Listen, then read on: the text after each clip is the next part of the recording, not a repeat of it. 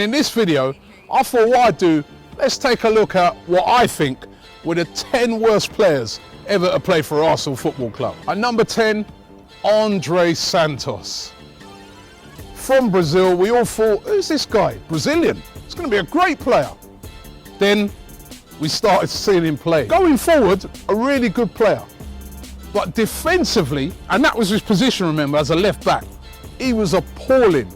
The amount of times he'd get caught halfway up the pitch and then he never had the speed to recover, he was just simply atrocious as a defender. Number 9 was John Jensen.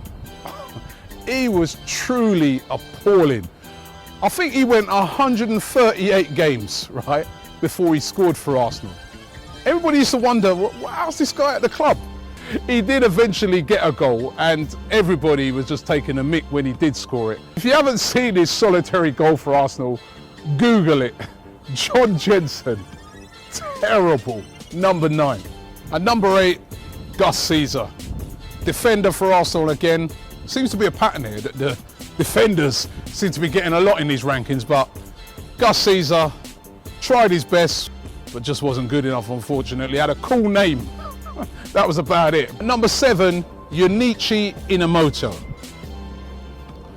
We signed him, he came to Arsenal, he made zero impact. He just looked lightweight, he weren't good enough, tried his best, but nah. At number 6, Amaury Bischoff. Remember him?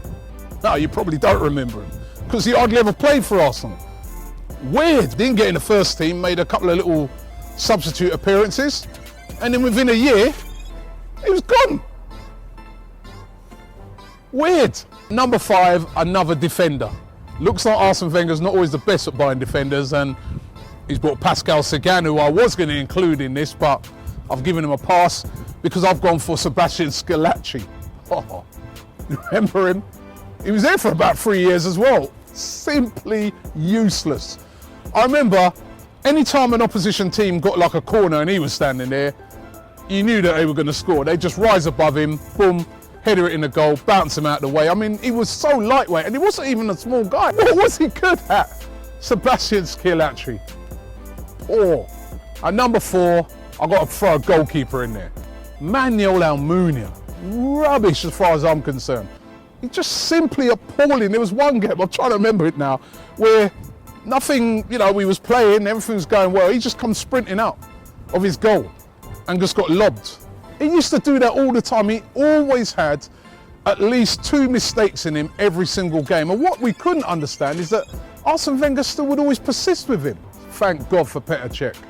Igor Stefanos. As I said, I was thinking Sagan and that, but Stefanos was even worse than Sagan, worse than Scalacci, worse than Santos. He was just, I'm trying to be nice to our ex-players here, but I can't. He was rubbish. Absolutely rubbish. Anytime you saw him in the team, you were just like this. You were a nervous wreck. I'm getting cold sweats now, even thinking about him. Number 2, probably the most mysterious signing of all time. Thierry, can you tell me why Arsene Wenger signed Park Chu-young? I mean, I'm still trying to work it out. He hardly ever played. I think he scored, I remember him scoring 1 goal where he sort of curled it in. That was a great goal. But apart from that, what did he do? Why did we buy this guy? Was it just to burst into the Asian market? Was Park Chu-young's relatives a friend of Arsene Wenger? Or maybe somebody at the club? Thierry, you got to tell me, man, because I still can't work it out. Number 1 has got to be Francis Jeffers. And Thierry, I know you remember him. Signed as our answer as a striker. We didn't have that fox in the box. We needed that fox in the box. So what did we do? We went to Everton and we signed a fox in the box. Apart from, he was just a fox. He was never, well, he was in the box, but he just never scored a goal. He was just poor. And the reason why I say this was the worst signing is because he came so highly rated. And when we signed him, we were so excited because we were like, yeah, this guy is going to be the answer to our goal scoring problems. He will be the fox in the box. And sorry, Franny, poor. You were poor.